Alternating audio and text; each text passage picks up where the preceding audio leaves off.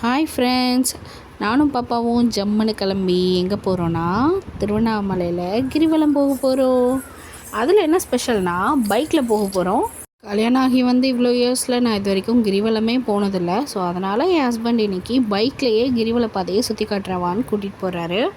So நான் உங்களுக்கும் காட்டுறேன். அப்படியே அங்கே கிடைக்கிற ரொம்ப டேஸ்டியான ஃபுட்ஸ் எல்லாம் எக்ஸ்ப்ளோர் பண்ண போகிறோம். வாங்க வீடியோக்குள்ளே போகலாம். ஸோ ஆரம்பமே அமர்க்கலமாக பானிபூரியிலேருந்து ஸ்டார்ட் பண்ணியாச்சு. ஸோ இது வந்து 4 டைப்ஸ் ஆஃப் பானி வரும்ல, அந்த பானிபூரி தான் சாப்பிட்டோம் நாங்கள். ஸோ முடிச்சுட்டு அப்படியே ஸ்ட்ரெயிட்டாக இது எந்த வழின்னு தெரியுதா? அங்கே திருவண்ணாமலையில் இருக்கவங்களுக்கு நல்லாவே தெரியும். நம்ம கோபுரம் போகிற வழி தான். ஸோ இதுதான் நம்மளோட ராஜகோபுரம், பெரிய கோபுரம், நம்ம எப்படி வேணால் சொல்லிக்கலாம். இவ்வளோ இயர்ஸில் நான் இந்த கடை தெருவியை இன்றைக்கி தான் ஃபஸ்ட் டைம் பார்க்குறேன். இவ்வளோ ஷாப்ஸ் இப்படி இருக்குங்கிறதே எனக்கு தெரியாது. இன்றைக்கி தான் என் வீட்டுக்கார் கூட்டிகிட்டு வர்றாரு. இது வந்து கோயிலுக்கு லெஃப்ட் சைடு அந்த சுற்றுச்சுவர் வரும் இல்லையா, ஸோ அந்த இடத்துல இருக்கிற கடைங்க இதெல்லாம்.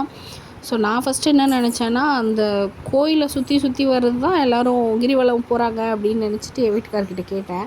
அப்புறம் தான் தெரிஞ்சது அப்படி இல்லை, கிரிவல பாதைனே தனியாக ஒரு பாதை இருக்குது அப்படின்னு சொல்லிட்டு. பட் இந்த வழியாகவும் மலை சுற்றலாம். இன்னொரு வழியும் இருக்குது. அந்த வழியில் வந்து இப்போ தோண்டி போட்டுக்கிறதுனால நாங்கள் இந்த வழியாக வந்தோம். ஸோ இங்கேயுமே நிறைய பேர் நடந்து போகிறத நம்மளால் பார்க்க முடியுது. பட் என்னென்னா, இங்கே நிறைய பைக்கு போகிறதுனால நடக்கிறவங்க சரியாக தெரிய மாட்டாங்க. இந்த ஊரில் என்ன ஒரு இஷ்யூனா, ரொம்ப டிராஃபிக். எப்போ போனாலும் டிராஃபிக், எங்கே போனாலும் டிராஃபிக். அது ஒன்று தான் ஒரே ப்ராப்ளம். இங்கேருந்து அதிகமாக பைக்கு வராமல் நம்மளோட கிரிவல பாதை ஸ்டார்ட் ஆகுது. சில பேர் வந்து ராஜகோபுரம் கிட்டேருந்து ஸ்டார்ட் பண்ணுவாங்க. சில பேர் வந்து ஒரு பிள்ளையார் கோயில் ஒன்று இருக்கும், பஸ் எல்லாம் நிற்கும். ஸோ அங்கே இறங்கிட்டு அங்கேருந்தே கூட ஸ்டார்ட் பண்ணிக்குவாங்க. ஸோ எனக்கு முன்னாடி தெரியாதுங்கிறதுனால நான் நினச்சது என்னென்னா, மலை சுற்றுற இடத்துல ஜஸ்ட்டு மலை கிரிவலம் போகிறவங்க மட்டும்தான் இருப்பாங்க அப்படின்னு நான் நினச்சேன். இவ்வளோ கடைங்கள்லாம் இருக்குங்கிறது நான் கெஸ் பண்ணல. ஸோ இங்கே வந்து எனக்கே ரொம்ப அதிசயமாக இருந்துச்சு. ஏன்னா அவ்வளவோ கடைங்க, ஒரு 2 அடி கூட எடுத்து வைக்க ஒரு கடை இல்லாத ஒரு 2 அடி கூட நம்ம பார்க்க முடியாது, அந்த அளவுக்கு ஒரே கடைங்க. நமக்கு ஸ்டார்ட்லேருந்து எண்டு வரைக்கும் மேப்ஸ் எல்லாம் இருக்குது. ஸோ அதனால நம்ம தொலைஞ்சு போயிடுவோமோ அந்த மாதிரிலாம் இல்லை. எது வேணும்னாலும் நம்ம வாங்கி சாப்பிட்டுக்கலாம். ஷாப்ஸும் இருக்குது. சப்போஸ் எதுவும் வேண்டாம் அப்படின்னா நமக்கு ஃப்ரீயாக வாட்டர் ஃபெசிலிட்டிஸும் வச்சுருக்காங்க அங்கங்கே. அடுத்ததாக நாங்கள் வந்து கரும்பு ஜூஸ் குடித்தோம். ஸோ பானிபூரியோட ரேட்டே சொல்ல மறந்துட்டேன். அது வந்து ஒரு பிளேட் 20 ருபீஸ். அண்ட் இப்போது கரும்பு ஜூஸோட ரேட் வந்து ஒரு கப் 15 ருபீஸ். அப்படியே கொஞ்சம் தூரம் போனோன்னா இங்கே சில பேர் ஓடி போகிறதெல்லாம் பார்க்க முடியுது.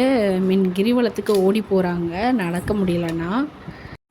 நெக்ஸ்ட்டு நாங்கள் சாப்பிட்டது வந்து தென்னங்குருத்து. ஸோ இது வந்து சென்னையிலே நிறைய இடத்துல கிடைக்கும். பட் நான் சாப்பிட்டதில்லை.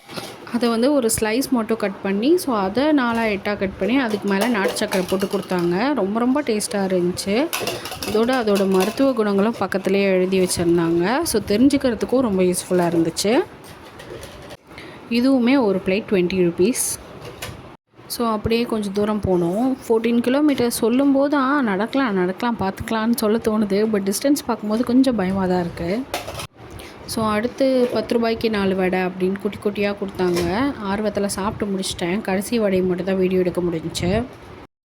அப்படியே இன்னும் கொஞ்சம் தூரம் போனோம். ஸோ அப்படி நம்ம போகும்போது இந்த இடத்த ரீச் பண்ணிட்டோம். ஒரு பாதி இடம் போயிருப்போம்னு நினைக்கிறேன். ஸோ அப்படியே கொஞ்சம் தூரம் போகும்போது இந்த வண்டிங்கெல்லாம் வர ஏரியாவுக்கு வந்துட்டோம் அகைன். ஸோ தெரியாதவங்களுக்காக சொல்கிறேன், இதுதான் திருவண்ணாமலை பஸ் ஸ்டாண்ட். இது வந்து பேக் சைடு வரும். ஸோ கொஞ்சம் தூரம் போனோன்னா இங்கேயே வந்து ஃப்ரண்ட் சைடுமே வந்துடும். அப்படியே இந்த அர்ச்சனா ஸ்வீட்ஸ் வந்து பார்த்துக்கோங்க. இந்த கடை தான் வந்து இங்கே ரொம்ப ரொம்ப ஃபேமஸ். பாசுந்தி சூப்பராக இருக்கும். அண்டு பாதாம் பைட்ஸ் அல்டிமேட்டாக இருக்கும்.